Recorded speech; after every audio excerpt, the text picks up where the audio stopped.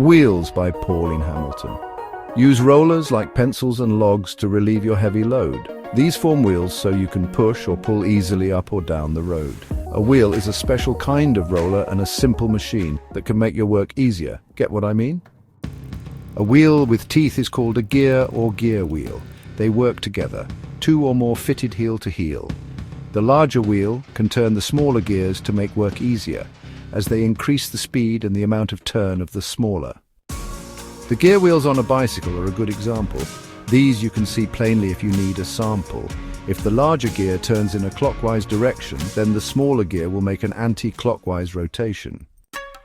We also have the wheel with a rope in the groove, which can lift any load considered difficult to move. We call this wheel with the rope a pulley because it is not afraid to lift your heavy load fully.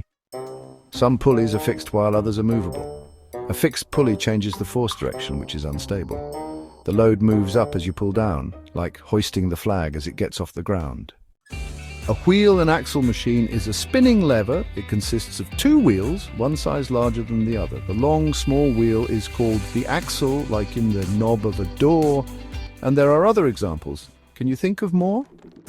Please like and subscribe to our House of Greatness Jamaica for more educational videos.